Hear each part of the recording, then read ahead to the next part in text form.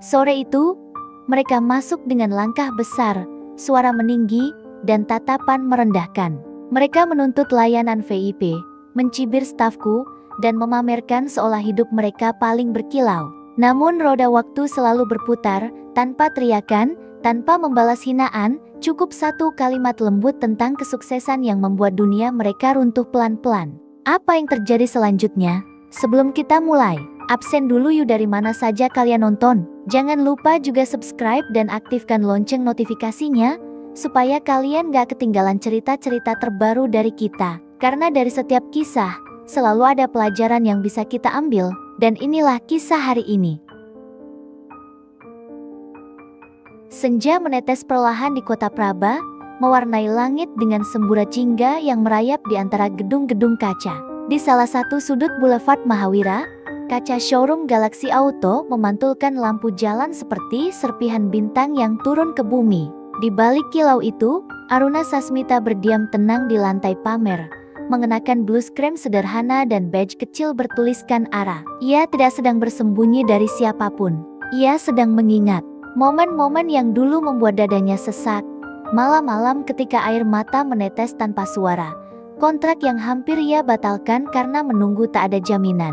Semua itu sekarang berdiri bersisian dengan mobil-mobil berkilau. Seperti kalender yang digantung di dinding waktu. Tiap tanggal adalah luka yang sudah tumbuh kulit baru. Ia ingat jelas malam-malam pertamanya sendirian setelah perceraian. Tidur di kamar kos sempit berukuran 3x3, dengan kipas angin berdecit yang seolah mengejek kesunyiannya. Ia ingat bagaimana ia memulai bisnis pertamanya, menjual kue kering dari resep warisan neneknya. Ia memanggang sampai dini hari di dapur kontrakan kecil, lalu mengantarkannya sendiri dengan motor matic tua. Ia ingat cibiran orang, termasuk dari Bu Ratna, lepas dari Damar, paling-paling jadi tukang kue. Ironisnya, bisnis kue kering itulah yang memberinya modal awal. Sedikit demi sedikit, tabungan di kaleng biskuit bertambah. Ia belajar tentang pembukuan dari video gratis di internet. Belajar tentang proposal bisnis dari buku-buku bekas. Ia menggadaikan satu-satunya perhiasan peninggalan ibunya untuk menyewa ruko kecil, yang ia sulap menjadi kantor pertamanya. Galaxy Auto tidak lahir dari kemewahan. Ia lahir dari adonan tepung, panas oven, dan tekad baja yang ditempa dalam air mata. Bu Ara, lampu display kanan sudah diganti, ujar Fikri. Sales muda dengan senyum muda akrab, membuyarkan lamunannya. Unit kop kita makin kinclong. Aruna mengangguk. Kembali ke masa kini. Terima kasih, Fik. Pastikan brosur pembiayaan ada di meja resepsionis. Safira sebentar lagi datang. Pak Surya, manajer senior yang rambut pelipisnya mulai memutih, mendekat perlahan. Beliau adalah orang pertama yang Aruna rekrut. Seorang veteran industri yang melihat potensi di mata Aruna ketika yang lain hanya melihat seorang janda muda tanpa pengalaman. Ibu yakin mau tetap di lantai pamer? Tim siap kok, kata Pak Surya lembut. Aku di sini bukan untuk menguji siapapun, Pak, jawab Aruna sambil mengusap permukaan kap mobil sedan biru metalik. Aku cuma mau mengingat rasanya memulai dari nol. Biar aku nggak lupa. Pak Surya tersenyum tipis. Justru karena ibu tidak pernah lupa, tempat ini bisa berdiri. Pintu otomatis bersuara lirih. Aroma parfum tajam menyelusup, berbarengan dengan langkah sepatu hak yang mantap dan bunyi gesek kulit tas branded. Damar Wiryawan menegakkan bahu. Kemeja putihnya dipadu jam tangan mencolok yang seolah sengaja dibiarkan mengintip dari balik manset. Di sisinya, Bu Ratna, mantan mertua Aruna, melayang dalam gaun pastel dengan kalung mutiara besar. Senyum miring yang kenal betul cara membuat udara jadi dingin. Kami mau mobil yang paling bergengsi di sini, kata Bu Ratna. Matanya menyapu ruangan seperti sedang menilai kursi undangan pernikahan. Yang pantas untuk keluarga yang, ya, kau tahu sendiri. Aruna mengangkat kepala. Ia tersenyum, kecil dan rapi. Selamat datang di Galaxy Auto. Silakan duduk.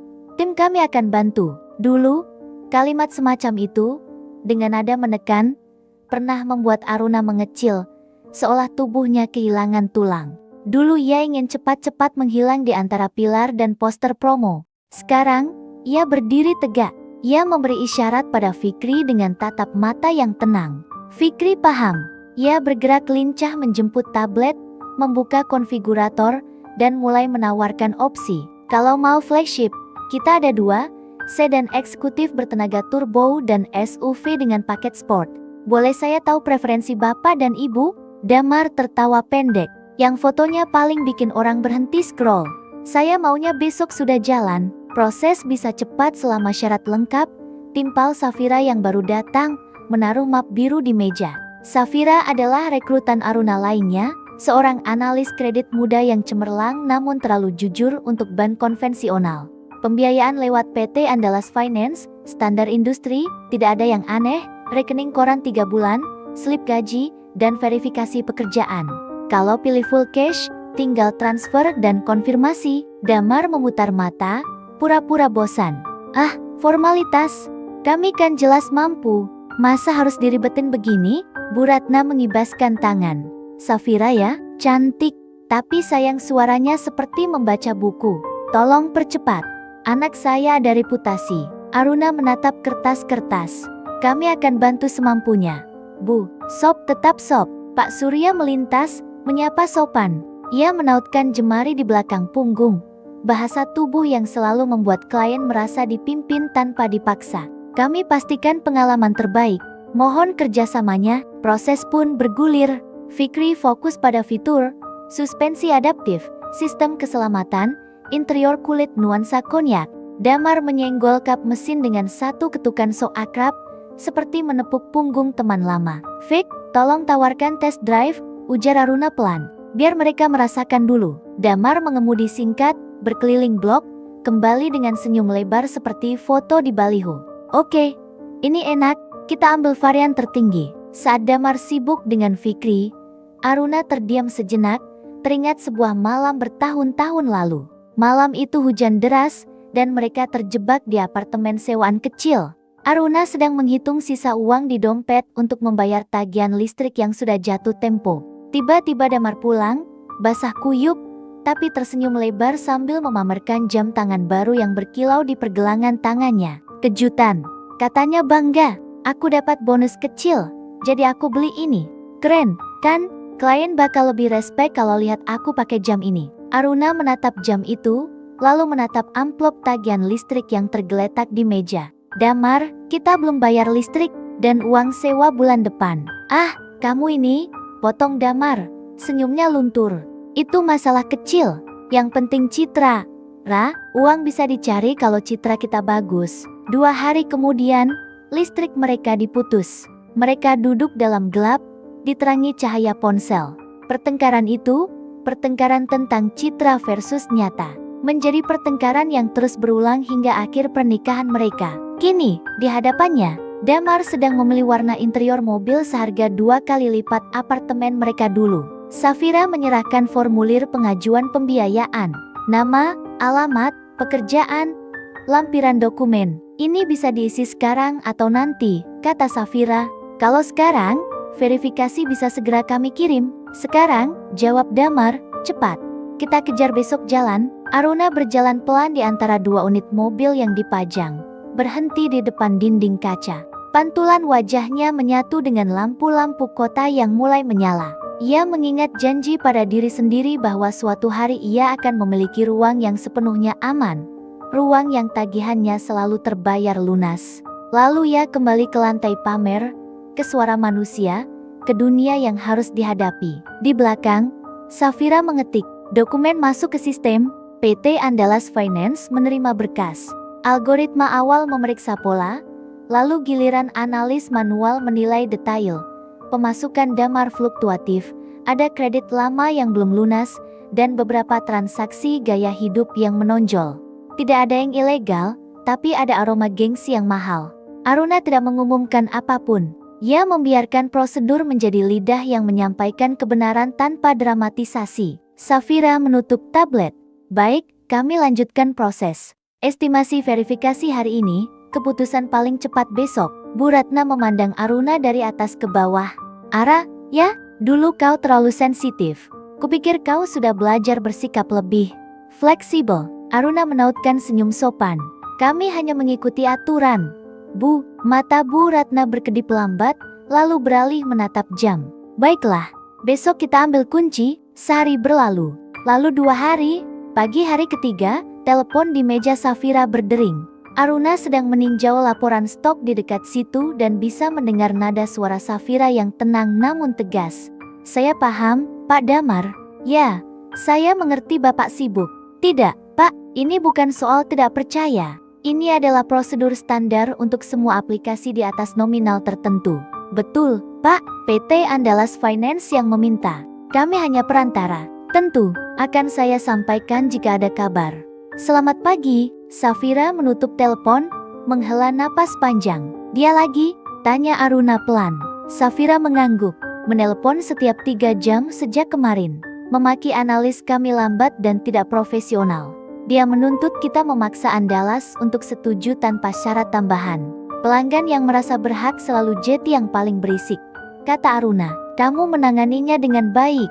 Saf, ingat, kita tegas bukan untuk menghukum mereka. Kita tegas untuk melindungi mereka dari diri mereka sendiri dan melindungi integritas kita. Baik, Bu, kata Safira, bahunya sedikit lebih tegak. Sore itu, Damar datang lagi. Ia duduk dengan kaki disilangkan, mengetuk-ketuk meja. Kenapa lama? Perusahaan pembiayaan minta lampiran tambahan, surat keterangan pajak dan kontak HR untuk verifikasi, jawab Safira tenang. Ini standar jika nominal besar. Damar mendesah. Tolong cepat, aku ada brand deal minggu depan. Bisa, selama dokumen lengkap. Mereka bolak-balik, kadang datang dengan nada bercanda yang menusuk. Menuntut diskon karena nama keluarga, mengeluhkan AC yang terlalu dingin seperti hati pegawai, atau mempertanyakan pengalaman Safira. Setiap kali, Aruna menjawab dengan nada datar dan kalimat tertib. Ia meminta dokumen tambahan, mengoreksi ketidaksesuaian kecil pada alamat, mengirim balik form yang kolomnya terlewat. Ia tidak mempermalukan siapapun. Ia hanya memperlakukan semua orang sama. Di ruangan rapat kecil, Pak Surya meletakkan printout analisis. Ini keputusan awal dari Andalas, prinsipnya disetujui.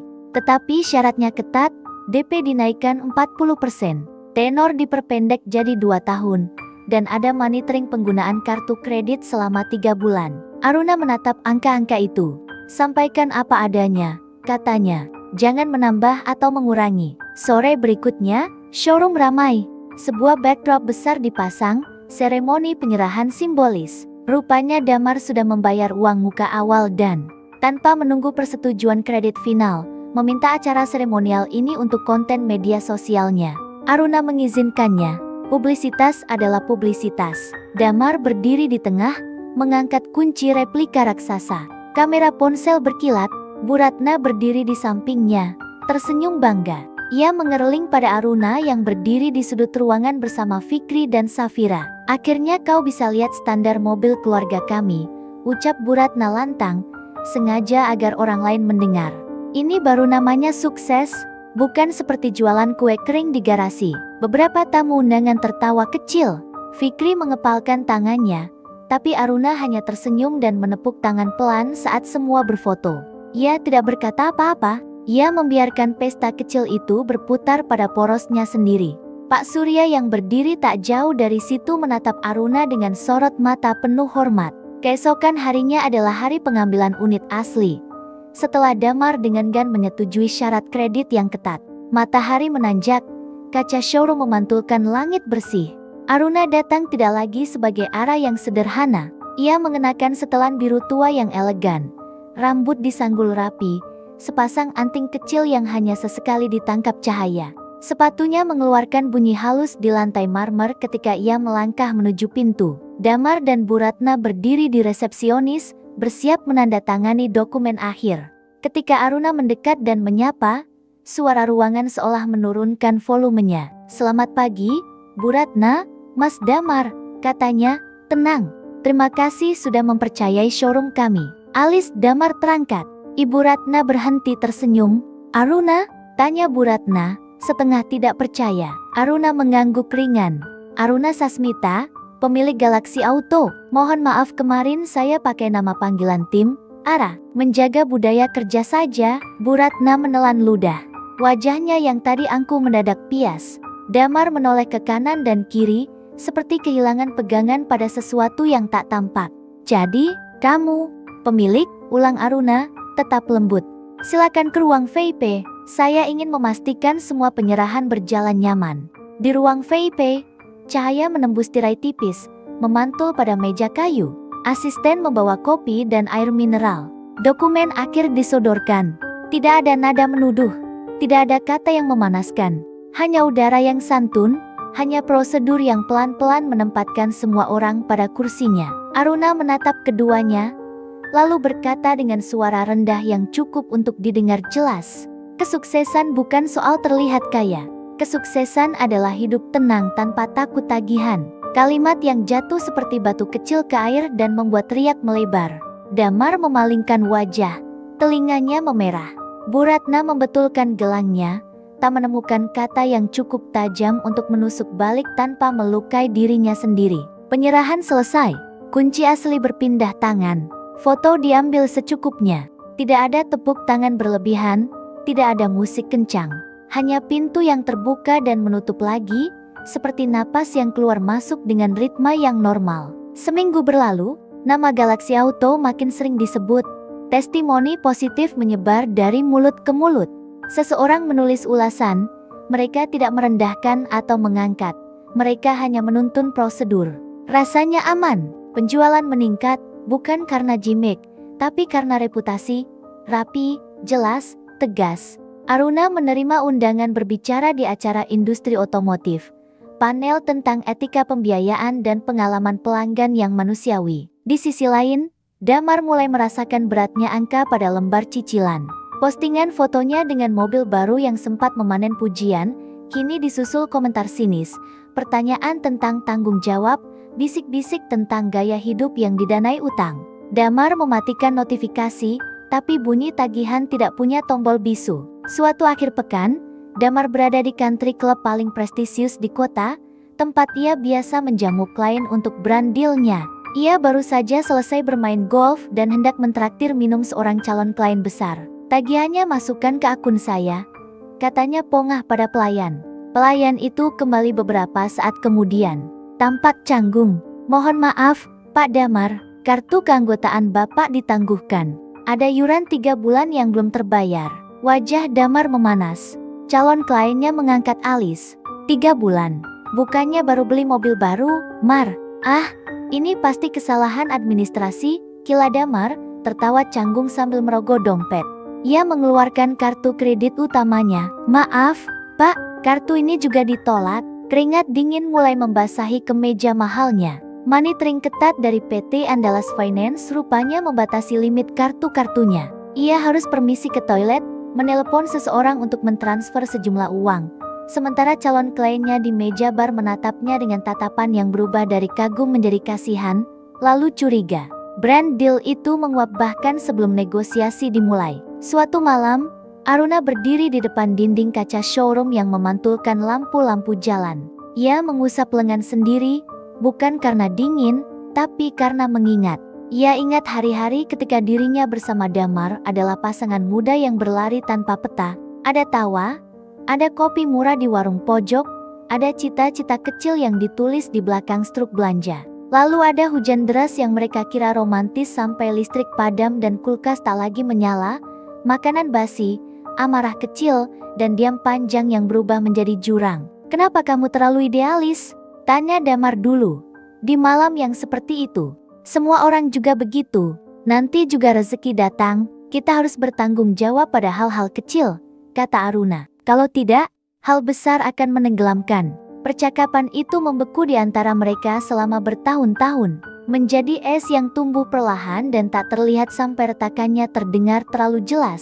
Kembali ke masa kini, Aruna menyentuh kaca. Pendar lampu kota terasa seperti urat nadi yang berdetak pelan.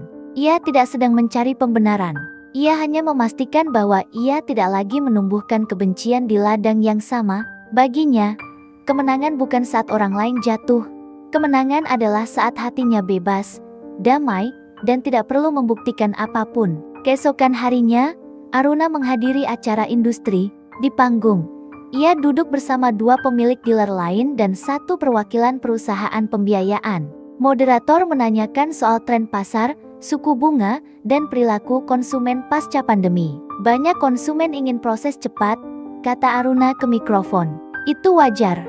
Tapi kecepatan tanpa kejelasan adalah jebakan. Tugas kami memastikan kejelasan, syarat, risiko, tanggung jawab.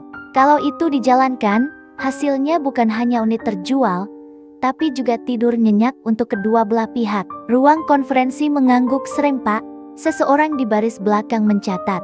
Selesai sesi, Pak Surya menghampirinya sambil membawa sebotol air mineral. Presentasi yang bagus sekali, Bu. Terima kasih, Pak. Saya jadi ingat. Lanjut Pak Surya, matanya menerawang. 7 tahun lalu, Ibu presentasi di depan 3 bankir untuk pinjaman modal awal Galaxy Auto. Ibu pakai blazer yang sedikit kebesaran, tapi proposal ibu tebalnya bukan main. Aruna tertawa kecil. Saya ingat, mereka memotong saya di tengah-tengah. Bertanya apa saya yakin ibu-ibu rumahan bisa mengelola bisnis sebesar ini. Dan sekarang, kata Pak Surya, salah satu bankir yang menolak ibu tadi ada di baris depan. Dia yang paling kencang bertepuk tangan dan sekarang sedang mengantri untuk memberi ibu kartu namanya. Dunia berputar, Bu. Aruna hanya tersenyum. Yang penting kita tetap berputar ke arah yang benar. Pak, malam itu, selesai acara, ia kembali ke showroom yang lampunya masih menyala lembut. Fikri sedang beres-beres brosur, Safira mengunci laci, Pak Surya mematikan beberapa panel listrik. Besok kita ada janji dengan pasangan muda, kata Pak Surya. Mereka membawa bayi. Mau lihat unit City Car? Aruna tersenyum. Siapkan ruang laktasi kecil di belakang. Pasti mereka butuh. Baik, Bu. Di Kota Praba, musim hujan mulai menandai jadwalnya. Awan-awan datang sore hari, hujan turun seperti benang panjang yang ditarik dari langit. Showroom terasa semakin hangat ketika di luar basah. Suatu sore, Bu Ratna muncul sendirian. Ia menunggu di resepsionis, tangan meremas pegangan tas. Aruna yang baru kembali dari gudang kecil menghampiri. Selamat sore, Bu. Bu Ratna meletakkan kacamata baca. Aku tidak datang untuk mengeluh, katanya, sebelum Aruna sempat bertanya. Aku hanya ingin bilang maaf kalau kemarin kata-kataku berlebihan, termasuk soal kue kering. Aruna terdiam sesaat, lalu mengangguk. Terima kasih, Bu. Itu tidak mudah diucapkan. Anak-anak sekarang belajar dari apa yang kita puji. Lanjut Bu Ratna, memandang lantai. Kau memuji ketenangan. Aku sering memuji tampilan. Mungkin itu salah satu sebab cucuku lebih suka tanya harga sepatu daripada tanya buku. Ia tersenyum letih. Damar, dia sedang sulit. Mungkin memang dia perlu belajar dengan cara yang keras. Kesederhanaan bisa ditemukan, kata Aruna. Tidak perlu kembali ke masa lalu. Kita bisa membuat versi barunya. Bu Ratna berdiri. Terima kasih sudah tidak mempermalukanku. Ara, terima kasih juga sudah datang, Bu. Setelah mantan mertuanya pergi, Aruna berjalan ke ruang kerja. Di dinding tergantung blueprint renovasi kecil.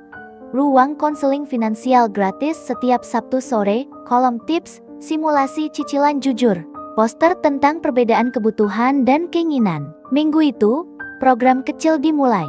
Seorang sopir ojek datang bertanya soal kredit motor. Seorang guru honorer menanyakan tentang rencana membeli mobil bekas untuk mengantar orang tua ke rumah sakit. Guru itu, bernama Pak Budi, duduk dengan canggung di sofa empuk. Maaf, Bu, saya mungkin salah tempat. Saya cuma guru, gaji saya tidak seberapa. Tapi ibu saya perlu cuci darah 2 kali seminggu. Naik ojek kasihan, kehujanan, Aruna duduk di seberangnya, bukan di meja kerjanya. Ia mengambil papan tulis putih kecil. Pak Budi tidak salah tempat. Mari kita hitung bersama. Selama 1 jam berikutnya, Aruna tidak mencoba menjual mobil. Ia menggambar diagram layar pengeluaran Pak Budi. Ia menjelaskan perbedaan antara mobil baru LCGC dan mobil bekas berkualitas. Ia menunjukkan biaya servis, pajak tahunan, dan konsumsi bensin. Dengan anggaran Bapak, mobil bekas tahun 2015 adalah pilihan paling bijak. Simpul Aruna. Bukan di showroom saya, Pak. Kami tidak main mobil bekas, tapi saya akan berikan daftar 3 dealer mobil bekas rekanan yang saya percaya. Pak Budi menatap Aruna dengan mata berkaca-kaca. Saya kira saya akan diusir, Bu. Semua orang berhak atas mobilitas yang aman. Pak, kata Aruna, dan semua orang berhak atas informasi yang jujur. Fikri dan Safira, yang mengamati dari jauh, saling berpandangan. Mereka mengerti. Galaxy Auto bukan lagi hanya soal menjual unit. Ini soal membangun martabat. Beberapa bulan berlalu. Program Langkah Tenang, nama program konseling finansial Aruna, mulai dikenal. Suatu pagi, Fikri sedang memantau situs jual beli mobil online untuk perbandingan harga. "Bu," panggilnya pelan, ragu-ragu. "Ya, Fik, sedan biru eksekutif yang dibeli Pak Damar. Ada di situs ini, dijual. Kilometer masih rendah." Aruna menatap layar sejenak. Foto mobil itu masih mengilap, tapi harganya sudah jatuh drastis. Ia tidak merasakan apa-apa, tidak ada lonjakan kemenangan, tidak ada rasa iba. Hanya kelegaan yang netral. "Biarkan saja," katanya, fokus pada klien yang akan datang siang ini. Ia kembali ke mejanya, mengambil spidol, dan mulai merancang materi baru untuk Langkah Tenang di papan tulis. Suatu malam yang lain, angin membawa bau tanah basah. Aruna berdiri lagi di depan dinding kaca. Kali ini ia tidak sendirian. Fikri dan Safira berdiri di sebelah, membawa 2 gelas teh hangat. Di luar, lampu jalan memantulkan bintik-bintik putih di genangan. "Bu," kata Safira, "dulu waktu ibu jalanin semua ini sendirian, apa yang paling sulit?" Aruna menimbang jawaban. "Menang melawan suara di kepala sendiri," ucapnya. Suara yang bilang aku harus membuktikan diri pada orang-orang yang meremehkan. Suara yang bilang aku harus lebih kaya dari Damar, lebih sukses dari yang Bu Ratna bayangkan. Suara itu haus. Kalau kita turuti, ia tidak pernah kenyang. Sampai aku sadar, aku tidak perlu membuktikan apapun. Aku hanya perlu menjalankan pekerjaanku dengan jujur, menghargai orang-orang, dan tidur nyenyak. Seperti yang ibu bilang di ruang VIP itu, gumam Fikri. "Hidup tenang tanpa takut tagihan." Aruna tersenyum. Kurang lebih begitu. Ia memikirkan pesan singkat yang sore itu masuk ke ponselnya. Nomor tak dikenal tapi terasa akrab. "Terima kasih untuk kemarin," tulis Damar singkat. "Omonganmu mengganggu, tapi mungkin memang perlu mengganggu." Aruna tidak membalas. Tidak semua pesan butuh jawaban. Ada hal-hal yang hanya perlu disimpan agar tidak terbuang ke jalanan. Malam makin larut. Aruna mematikan sebagian lampu. Di luar, hujan tinggal sisa. Ia melangkah pelan, membiarkan jejaknya menjadi ritme penutup hari. Dalam hati, ia berdoa singkat, untuk showroom ini, untuk orang-orang yang keluar masuk, untuk Pak Budi, untuk Damar dan ibunya juga. Doa yang tidak meminta kekalahan orang lain, hanya memohon tiap orang menemukan cara menenangkan hatinya. Ketika pintu terakhir dikunci, Aruna menatap sekali lagi ke kaca yang memantulkan dirinya.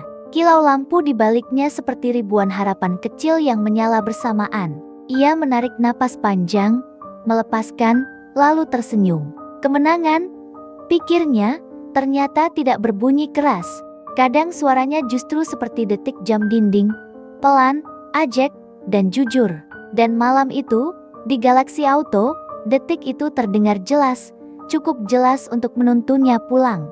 Itu dia cerita kali ini. Semoga ada pelajaran berharga yang bisa kita ambil bersama, dan menjadi pengingat untuk kita semua agar lebih bijak dalam melangkah. Sekarang coba absen dulu di kolom komentar, tulis dari kota mana kalian menonton cerita ini. Jangan lupa juga bagikan ke teman-teman, dan dukung terus dengan subscribe supaya nggak ketinggalan kisah menarik lainnya. Sampai jumpa di cerita berikutnya, dan selalu ambil hikmahnya.